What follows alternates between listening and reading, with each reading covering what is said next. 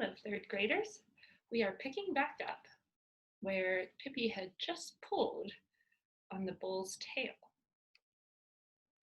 As I was saying, went on Pippi, forgive me for breaking up, and also forgive me for breaking off. And with that, she broke off one of the bull's horns. It isn't the style to have two horns this year, she said. All the better bulls have just one horn, if any. And she broke off the other horn too.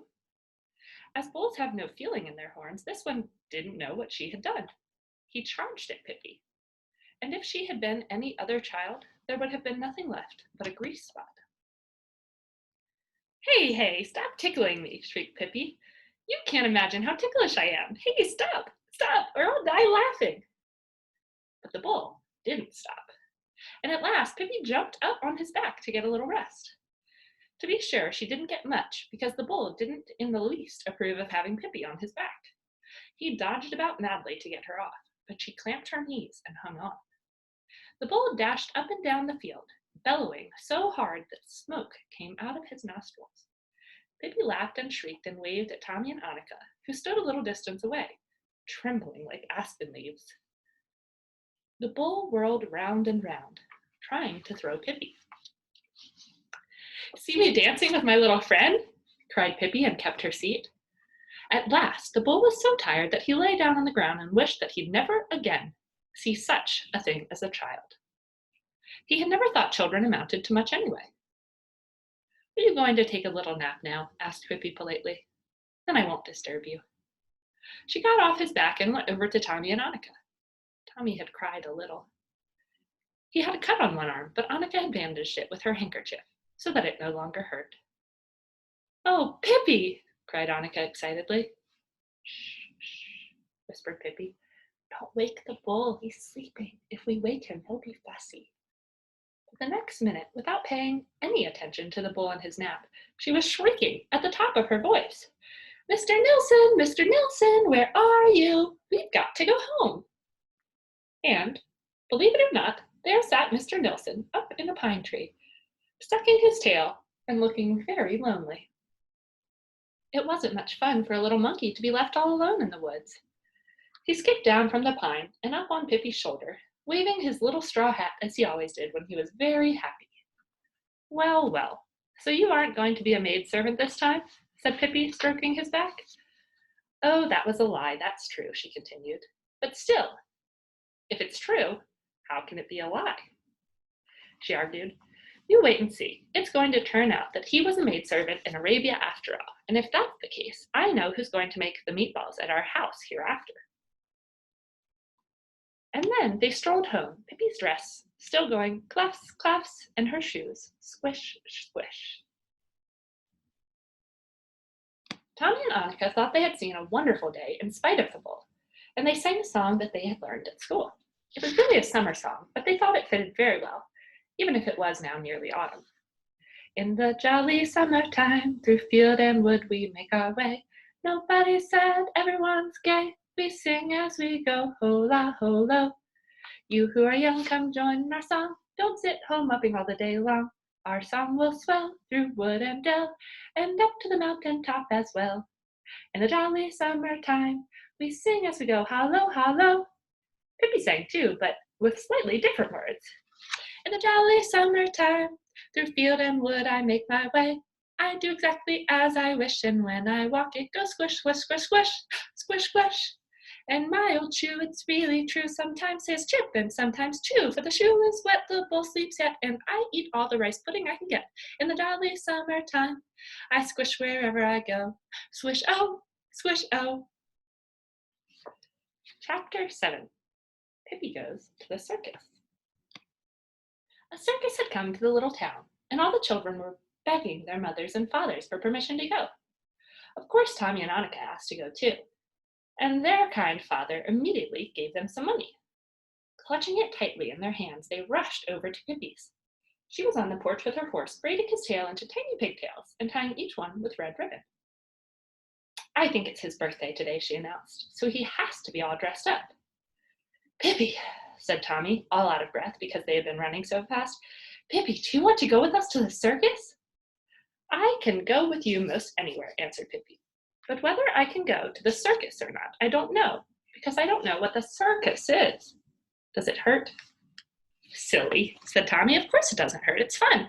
Horses and clowns and pretty ladies that walk the tightrope. But it costs money, said Annika, opening her small fist to see if the shiny $half and the quarters were still there. I'm rich as a troll, said Pippi, so I guess I can buy a circus all right. But it'll be crowded here if I have more horses. The clowns and the pretty ladies I could keep in the laundry, but it's harder to know what to do with the horses. Oh, don't be so silly, said Tommy. You don't buy a circus. It costs money to go and look at it, see? Preserve us, cried Pippi and shut her eyes tightly. It costs money to look? And here I go around goggling all day long. Goodness knows how much money I've goggled up already. Then, little by little, she opened one eye very carefully, and it rolled around and around in her head. Cost what it may, she said, I must take a look. At last, Tommy and Annika managed to explain to Pippi what a circus really was, and she took some gold pieces out of her suitcase. Then she put on her hat, which was as big as a millstone, and off they all went. There were crowds of people outside the circus tent and a long line at the ticket window. But at last, it was Pippi's turn. She stuck her head through the window and stared at the dear old lady sitting there. How much does it cost to look at you? Pippi asked. But the old lady was a foreigner who did not understand what Pippi meant and answered in broken Swedish. So remember, this book was originally written in Swedish. Little girl, it costs $1.25 in the grandstand and 75 cents on the benches and 25 cents for standing room. Now Tommy interrupted and said that Pippi wanted a 75-cent ticket. Pippi put down a gold piece and the old lady looked suspiciously at it. She bit it too, to see if it was genuine. At last, she was convinced that it really was gold and gave Pippi her ticket and a great deal of change in silver. What would I do with all those nasty little white coins? Asked Pippi disgustedly. Keep them and then I can look at you twice, in the standing room.